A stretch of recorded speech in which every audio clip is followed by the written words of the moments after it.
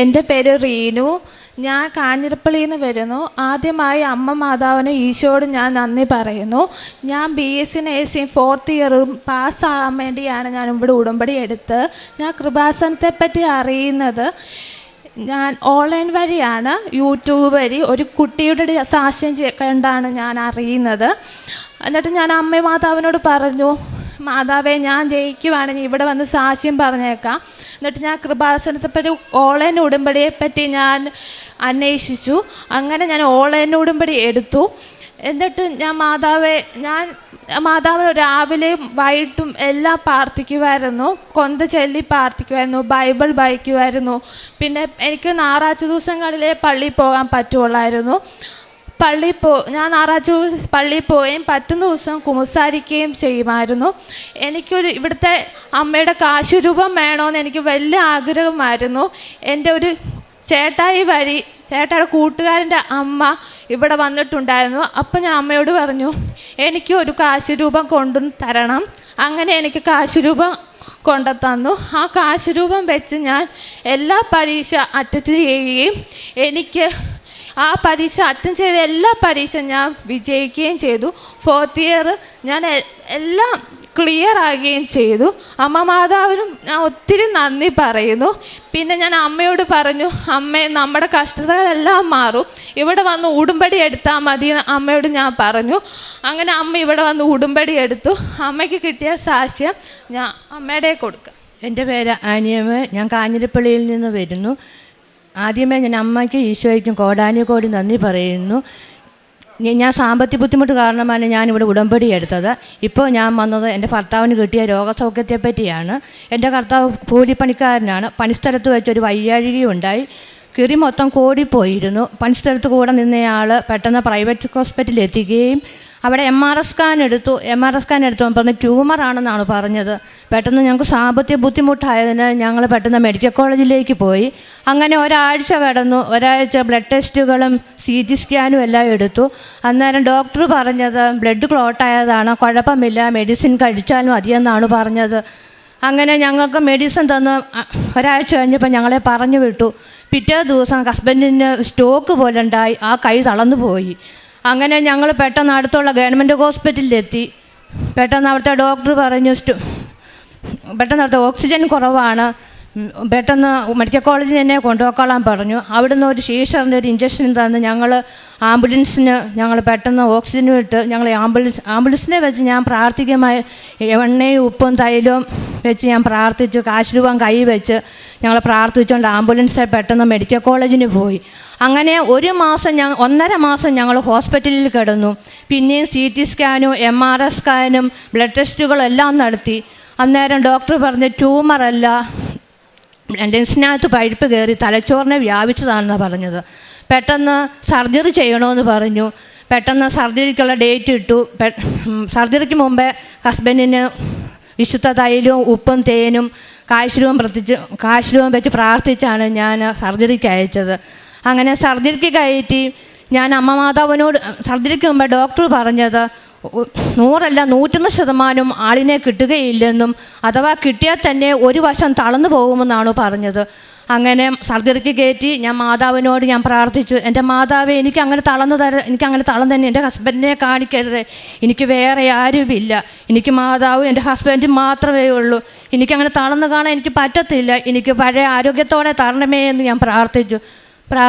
ഞാൻ പ്രത്യക്ഷീകരണ പ്രാർത്ഥനയും കൊന്ത ചൊല്ലിയും ഞാൻ വിശ്വാസപ്രമാണം ചൊല്ലി ഞാൻ ഓപ്പറേഷൻ തിയേറ്ററിന് മുന്നിൽ നിന്ന് ഞാൻ പ്രാർത്ഥിച്ചു. അങ്ങനെ സർജറി കഴിഞ്ഞു. കുറേ നേരം കഴിഞ്ഞപ്പോൾ ഡോക്ടർ പറഞ്ഞു സർജറി കഴിഞ്ഞു, മാക്സിമം പഴുപ്പെല്ലാം തലേന്ന് എടുത്തു കളഞ്ഞു, ഇനി 3 ദിവസം കഴിഞ്ഞേ ബോധം തെളിയുള്ളൂ, അത് ഞങ്ങൾക്ക് ഉറപ്പില്ല എന്ന് പറഞ്ഞു. എല്ലാം ദൈവത്തിൻ്റെ കയ്യിലാണെന്ന് പറഞ്ഞ് ഡോക്ടർ അങ്ങ് പോയി. കുറച്ച് കഴിഞ്ഞപ്പോൾ സർജറി കഴിഞ്ഞ് ക്രിറ്റിക്കലൈസിലേക്ക് മാറ്റി.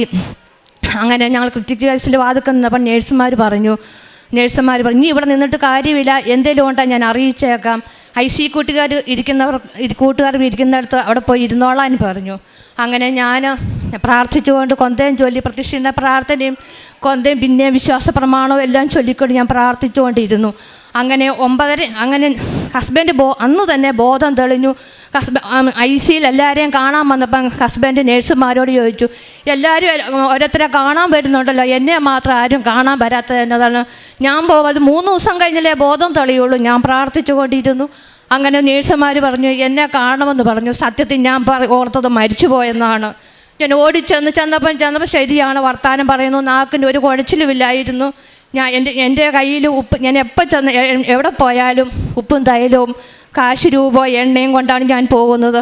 അങ്ങനെ ഹസ്ബൻഡ് എണ്ണയും നെറ്റിയിൽ വിശുദ്ധ തൈല എണ്ണയും നെറ്റിയിൽ തേച്ച് കൊടുത്ത തേനും ഉപ്പും കാശിലും വെച്ച് പ്രാർത്ഥിച്ച യേശു പറഞ്ഞു ഒത്തിരി വർത്താനം പറയണ്ട, പെട്ടെന്ന് ഇറങ്ങിക്കോണം. അങ്ങനെ ഞാൻ പ്രാർത്ഥിച്ച ശേഷം ഇറങ്ങിപ്പോയി. പിറ്റേ ദിവസം ഹസ്ബൻഡ് ചെറിയ നൈസായിട്ട് ആഹാരങ്ങളൊക്കെ കഴിക്കാൻ തുടങ്ങി. അങ്ങനെ ഒരാഴ്ച IC കിടന്നു. പിറ്റേ ആഴ്ച ഞങ്ങൾ വാർഡിലിറക്കി അവിടെ ഒരാഴ്ച കിടന്നു.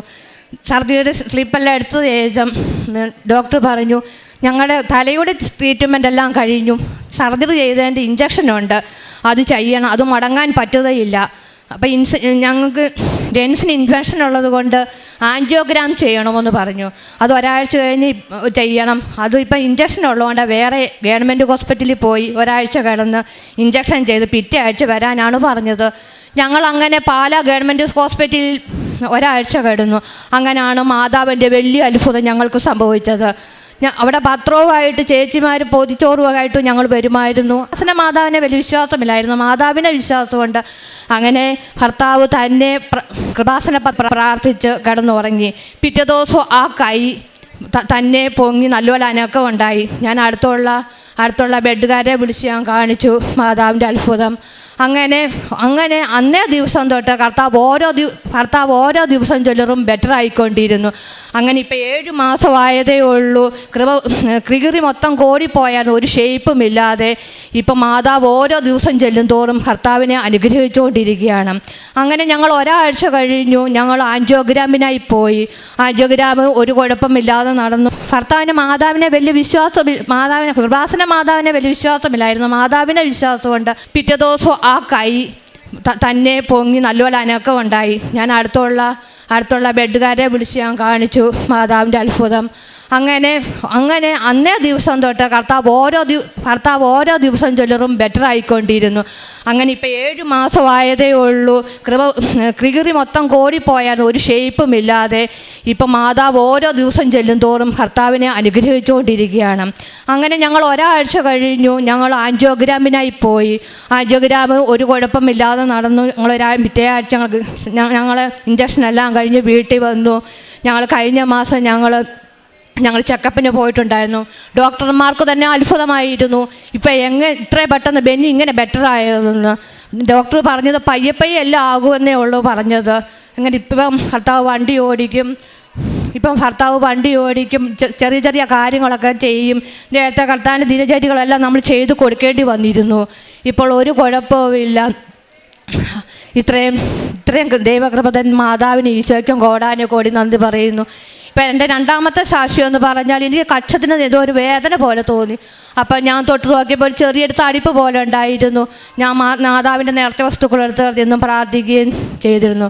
അങ്ങനെ വേദനയില്ലാത്തപ്പോൾ ഞാൻ തൊട്ട് നോക്കി, അവിടെ ആ തടിപ്പ് ഒരു ലേശം പോലും ഇല്ല. രണ്ടാമത് എൻ്റെ ഭർത്താവ് കൂലിപ്പണിക്കാരനായതുകൊണ്ട് എനിക്കൊരു ജോലി വേണമായിരുന്നു. ഞാൻ ഇതുപോലെ മാതാവിനോട് പ്രാർത്ഥിച്ചുകൊണ്ടിരുന്നപ്പോൾ ഇന്നലെ കാഞ്ഞിരപ്പള്ളി ടെക്സ്റ്റൈൽസിൽ നിന്ന് ഇൻ്റർവ്യൂവിന് ഒരു വിളിയുണ്ടായി. ഞാൻ ഉപ്പിട്ട് മാതാവിനോട് പ്രാർത്ഥിച്ചു. അന്നേരം എന്നോട് ഇൻ്റർവ്യൂ കഴിഞ്ഞു, തിങ്കളാഴ്ച തൊട്ട് എന്നോട് ജോലിക്ക് പോരാനാണ് പറഞ്ഞത്. ചെറുതും വലുതുമായ അനുഗ്രഹങ്ങൾ ഇപ്പോഴും ദൈവം മാതാവ് എനിക്ക് തന്നുകൊണ്ടിരിക്കുകയാണ്. ഇത്രയും കൃപ തന്ന മാതാവിന് ഈശോയ്ക്കും കോടാനുകോടിക്കും നന്ദി പറയുന്നു. എൻ്റെ കാരുണ്യ പ്രവൃത്തികളെന്ന് പറഞ്ഞാൽ എനിക്ക് സാമ്പത്തികമായിട്ട് എനിക്ക് പറ്റുന്നതൊക്കെ ഞാൻ ചെയ്യുന്നുണ്ട്. രോഗികൾക്ക് ആരെന്ന് വന്നാലും എൻ്റെ കയ്യിലുള്ളത് ഞാൻ കൊടുക്കും. പിന്നെ പ്രേക്ഷിത പ്രവർത്തനം എന്ന് പറഞ്ഞാൽ ഞാൻ പത്രം കൊടുക്കും, എൻ്റെ ഇടവകയിൽ കൊടുക്കും, ബസ് സ്റ്റാൻഡുകളിലും കൊടുക്കും. പിന്നെ ഞാൻ എല്ലാ ദിവസവും ഞായറാഴ്ച കുർബാനയ്ക്ക് പോകും. പിന്നെ പറ്റുന്ന ദിവസങ്ങളിലെല്ലാം ഞാൻ പോകും. പിന്നെ കുംസാരിക്കും. പിന്നെ അച്ഛൻ്റെ ഡെയിലി ബ്രെഡ് കാണും. നേരമുള്ളപ്പോൾ സാക്ഷ്യം കാണും. ഇത്രയും അനുഗ്രഹം തന്ന മാതാവിന് കോടാനുകോടി നന്ദി പറയുന്നു. എൻ്റെ ഈ കൈ ഉയർത്താൻ സാധിച്ച എല്ലാവർക്കും നന്ദി. മാതാവിൻ്റെ അനുഗ്രഹം. സങ്കീർത്തനങ്ങൾ 18:6. കഷ്ടതയിൽ ഞാൻ കർത്താവിനെ വിളിച്ചപേക്ഷിച്ചു, എൻ്റെ ദൈവത്തോട് ഞാൻ സഹായത്തിനായി നിലവിളിച്ചു. അവിടുന്ന് തൻ്റെ ആലയത്തിൽ നിന്ന് എൻ്റെ അപേക്ഷ കേട്ടു, എൻ്റെ നിലവിളി അവിടുത്തെ കാതുകളിലെത്തി. അനിയമ എന്ന ഈ സഹോദരി തൻ്റെ കുടുംബത്തിൽ ലഭിച്ച 3 ദൈവാനുഭവങ്ങളെയാണ് സാക്ഷ്യപ്പെടുത്തിയത്. അമ്മ മാതാവിൻ്റെ ഉടമ്പടി ജീവിതത്തിലൂടെ കുടുംബം എങ്ങനെ പ്രതിസന്ധിയുടെയും തീക്ഷ്ണരോഗത്തിൻ്റെയും നിമിഷങ്ങളിൽ പ്രത്യാശയോടുകൂടി സൗഖ്യത്തിനു വേണ്ടി പ്രാർത്ഥിക്കുകയും വിശ്വാസത്തോടെ സുവിശേഷ വിഹിതമായ പ്രവൃത്തികളിൽ ഏർപ്പെടുകയും ചെയ്തു. അതെങ്ങനെ രോഗസൗഖ്യത്തിനും കുടുംബത്തിനുള്ള സമാധാനത്തിനും കാരണമായെന്ന് സാക്ഷ്യപ്പെടുത്തുന്നു. ആദ്യം മകളാണ് സാക്ഷ്യം പങ്കുവച്ചത്. ബാംഗ്ലൂരിൽ നഴ്സിംഗ് 3-ാം വർഷം പഠിക്കുമ്പോൾ പഠനം മുന്നോട്ട് പോകുവാൻ ഏറെ ക്ലേശിച്ചു. 4-ാം വർഷം വിജയിക്കുമോ എന്ന രീതിയിൽ ഏറെ പേടിയായി. അപ്പോഴാണ് മകൾ അവിചാരിതമായ ഒരു ദിവസം കൃപാസനത്തിൻ്റെ യൂട്യൂബ് ചാനൽ കാണുകയും അവിടെ BSc നഴ്സിംഗ് വിജയിച്ച ഒരു മകൾ തൻ്റെ ആദ്യ വർഷം മുതലുള്ള പരാജയങ്ങളുടെ കഥകൾ നിരന്തരമായി പറയുകയും അവസാനം ഉടമ്പടിയെടുത്ത് അമ്മ മാതാവ് കൈപിടിച്ച് നടത്തി വലിയ വിജയം നൽകിയതിനെ കേൾക്കുകയും ചെയ്യുന്നത്. അങ്ങനെയാണ് മകള് കൃപാസനത്തിൻ്റെ ധ്യാനത്തെക്കുറിച്ച്, സാക്ഷ്യങ്ങളെക്കുറിച്ച് കൂടുതൽ അതിൽ സെർച്ച് ചെയ്യുക. ജോസഫ് അച്ഛൻ അതുകൊണ്ട് നമ്മളോട് എപ്പോഴും പറയും, നമ്മളൊരു ധ്യാനം കൂടുമ്പോൾ, ഡെയിലി ബ്രെഡിൽ പങ്കുചേരുമ്പോൾ, സാക്ഷ്യം കേൾക്കുമ്പോൾ അത് നിങ്ങൾ മറ്റുള്ളവർക്ക് വേണ്ടി പങ്കുവെക്കണം, ഷെയർ ചെയ്യണം, സ്റ്റാറ്റസ് ഇടണമെന്ന്. ഒരുപക്ഷെ നമുക്കത് ചിലപ്പോഴെങ്കിലും നിസ്സാരമായി തോന്നാം. എന്നാൽ അതിൻ്റെ വലിയ അർത്ഥം അതാരെങ്കിലും വേദനയിലും വല്ലാതെ ജീവിത പ്രതിസന്ധിയിലാകുമ്പോൾ അവരുടെ ജീവിതത്തെ ദൈവത്തെങ്കിലേക്ക്, അമ്മ മാതാവിൻ്റെ സംരക്ഷണയിലേക്ക് ഒന്ന് ചേർത്ത് നിർത്തുവാൻ, അവർക്ക് ജീവിതവും പ്രതീക്ഷയും കൊടുക്കുവാൻ സഹായിക്കുന്നത് നമ്മൾ ഷെയർ ചെയ്യുന്ന ഒരു ധ്യാനമോ ഒരു സാക്ഷ്യമോ ആയിരിക്കാം. അതുകൊണ്ട് അതിന് വലിയ മതിപ്പുണ്ട്. അതൊരു സുവിശേഷ പ്രവർത്തനമാണ് എന്ന് എന്നും അച്ഛൻ ധ്യാനത്തിലൂടെ ഓർമ്മിപ്പിക്കുന്നുണ്ട്. മകൾ അങ്ങനെയാണ് ഓൺലൈൻ ഉടമ്പടി എടുക്കുന്നത്. ഓൺലൈൻ ഉടമ്പടി എടുത്ത ദിനം മുതൽ മകളുടെ ജീവിതം മാറുന്നു, രീതികൾ മാറുന്നു, വിശ്വാസം വർദ്ധിപ്പിക്കുന്നു, ആത്മധൈര്യം കൂടുന്നു. ഓരോ സമയവും പഠനത്തിലേക്ക് ശ്രദ്ധയോടെ മുന്നേറുവാൻ സഹായിക്കുകയും ചെയ്യുന്നു. മകൾ പറയുന്നുണ്ട്, 4-ാം വർഷ പരീക്ഷ എനിക്ക് ഏറെ ക്ലേശകരമായിരുന്നു. എഴുതിയ നിമിഷങ്ങളിലൊക്കെ എനിക്ക് പേടിയായിരുന്നു. അത് വലിയ കഠിനമായ പരീക്ഷയായിരുന്നു. ആ സമയത്തോടെ എൻ്റെ അമ്മ ഉടമ്പടി എടുത്തിരുന്നു. അമ്മ ഓരോ തവണയും പരീക്ഷ പാടാണെന്ന് വിളിച്ചു പറയുമ്പോൾ അമ്മ പറയും, മാതാവ് കൂടെയുണ്ടെന്ന്. അതാണ് ഉടമ്പടിക്കുള്ളൊരു ബലം. നമ്മുടെ ഭൗതികമായ കണ്ണുകളിൽ, നമ്മുടെ ജീവിതത്തിൻ്റെ അനുഭവങ്ങളിൽ നമ്മൾ തടസ്സവും ക്ലേശവും ബുദ്ധിമുട്ടും കാണുന്നതിൽ അമ്മ മാതാവ് കൂടെയുണ്ടെന്നൊരു ആത്മവിശ്വാസവും ഒരു ഉറപ്പും അത് നമ്മുടെ ജീവിതത്തിൻ്റെ ഏതു ക്ലേശാവസ്ഥയെയും മുന്നോട്ട് തരണം ചെയ്യുവാൻ നമ്മളെ സഹായിച്ചു കൊണ്ടിരിക്കും.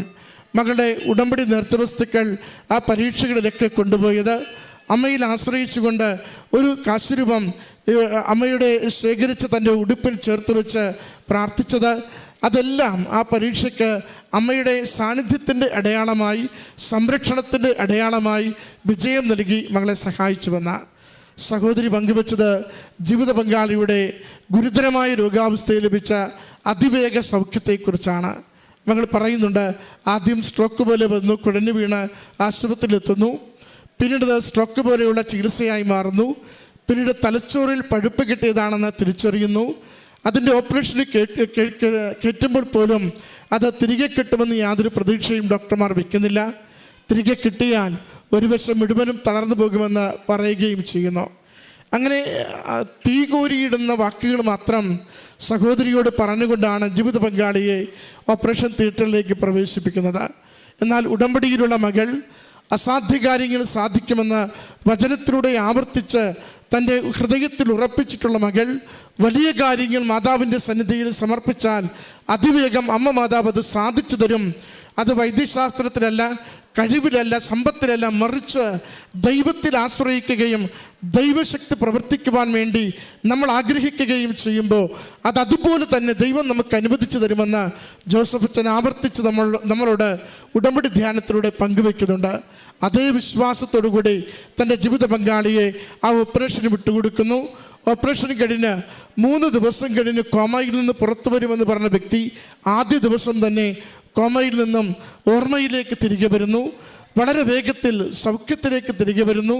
കൃപാസനം പത്രം അത് ദൈവവചനവും അച്ഛന് ജോസഫ് അച്ഛന് ഓരോ നാളുകളിലും അമ്മ മാതാവിനോട് ഈശോ കൊടുക്കുന്ന വെളിപാടുകളും ചേർത്ത് അത് ലോകത്തിന് ഇവാഞ്ചലൈസേഷന് വേണ്ടി, അത് സുവിശേഷ വൽക്കരണത്തിന് വേണ്ടി കൈമാറുന്ന സുവിശേഷ ദൂതാണ്. ആ സുവിശേഷ ദൂതും എത്ര കണ്ട് ദൈവത്തിൽ ആശ്രയിച്ച് പ്രാർത്ഥിക്കുന്നുവോ അവർക്ക് ലഭിച്ച ജീവിതാനുഭവങ്ങളുമാണ് കൃപാസനം പത്രം മുഴുവനും നമ്മൾ വായിക്കുന്നത്. ദൈവികമായ ഒരു ഇടപെടൽ ഓരോ മാസത്തെയും കൃപാസനം പത്രത്തിൽ നമുക്ക് കാണാനാവും. നമ്മളതിൻ്റെ സാക്ഷ്യങ്ങളിലൂടെ കണ്ണോടിക്കുമ്പോൾ, അച്ഛൻ്റെ ചിന്തകളിലൂടെ വായിച്ചു പോകുമ്പോൾ നമുക്ക് മനസ്സിലാവും അത് കേവലം ഭൗതികമായ കാര്യങ്ങളെക്കുറിച്ചല്ല, ദൈവാത്മാവിൻ്റെ പ്രവർത്തനത്തിലൂടെ ജീവിതത്തെ ക്രമപ്പെടുത്തേണ്ടത് എങ്ങനെയെന്നും ദൈവനാമത്തെ മഹത്വപ്പെടുത്തേണ്ടത് എങ്ങനെയെന്നും നമ്മളോട് ഓരോ സമയത്തും അത് ദൈവികമായ പ്രബോധനങ്ങളെ കൈമാറുകയാണ്. അത് സഹോദരൻ ആ കൃപാസനം പത്രം വലിയ വിശ്വാസത്തോടും പ്രാർത്ഥനയോടും കൂടിയാണ് തൻ്റെ കൈത്തരത്തിൽ വെച്ചുകൊണ്ടിരുന്നതെന്ന് സഹോദരി പറയുന്നുണ്ട്. അത് അല്പം കഴിയുമ്പോൾ തന്നെ കൈ അത് ഉയരുവാൻ പറ്റുന്ന വിധത്തിൽ, കൈയുടെ തളർച്ച മാറും വിധത്തിൽ സൗഖ്യത്തിലേക്ക് നയിച്ചുവെന്ന, ഏറെ നാളെടുത്ത് സുഖപ്പെടുമെന്ന് പറഞ്ഞ രോഗാവസ്ഥ 7 മാസം കൊണ്ട് സാധാരണ നിലയിലേക്ക് മാറുകയും ജോലി ചെയ്യുവാനും ജീവിതകാര്യങ്ങൾ ചെയ്യുവാനും പറ്റുന്ന വിധത്തിൽ സഹോദരനെ ശക്തീകരിച്ചുവെന്ന് സാക്ഷ്യപ്പെടുത്തുകയാണ്. പ്രിയമുള്ളവരെ, അമ്മ മാതാവിൻ്റെ പ്രത്യക്ഷീകരണം വലിയ കാര്യങ്ങൾ ലോകത്തിന് കൈമാറുന്നതിൻ്റെ അടയാളമാണ്. നമ്മുടെ കുടുംബം ജീവിതത്തിൽ കടന്നു പോകുന്ന ഏതൊരു വലിയ പ്രതിസന്ധിയെയും പൂർണ്ണമായ ശരണത്തോടുകൂടി അമ്മയുടെ കരങ്ങളിൽ നമുക്ക് ഏൽപ്പിച്ചു കൊടുക്കാം. ഉടമ്പടിയിലുള്ള വിശ്വസ്തത, നേർച്ച വസ്തുക്കളുടെ പ്രയോഗങ്ങളിലുള്ള ആത്മാർത്ഥത, അത് അനുഗ്രഹത്തിന് കാരണമാകുമെന്നുള്ള ഉറച്ച ബോധ്യം, അത് നമുക്ക് കുടുംബത്തിൻ്റെ വ്യക്തിജീവിതത്തിൻ്റെ ഏതൊരു വിഷയത്തിനും പരിഹാരവും സൗഖ്യവും സഹായവും കൊണ്ടുവന്നു തരും. ഈ കുടുംബത്തിന് ലഭിച്ച ഈ നന്മകളെ നന്ദിയോടെ ഓർത്തുകൊണ്ട് അമ്മ മാതാവിനും തിരുക്കുമാരനും കരങ്ങളടിച്ച് ഈ സാക്ഷ്യം സമർപ്പിക്കാം. അത്യപൂർവ ദൈവാനുഭവങ്ങൾ ഇനി നിങ്ങൾക്കും സ്വന്തം. ഈ യൂട്യൂബ് ചാനൽ ഇതുവരെ സബ്സ്ക്രൈബ് ചെയ്തിട്ടില്ലെങ്കിൽ ഇപ്പോൾ തന്നെ സബ്സ്ക്രൈബ് ചെയ്യുക. ഈ വീഡിയോ ഇപ്പോൾ തന്നെ നിങ്ങളുടെ സുഹൃത്തുക്കൾക്ക് ഷെയർ ചെയ്തുകൊണ്ട് കർത്താവിൻ്റെ പ്രേക്ഷിതരാകുക.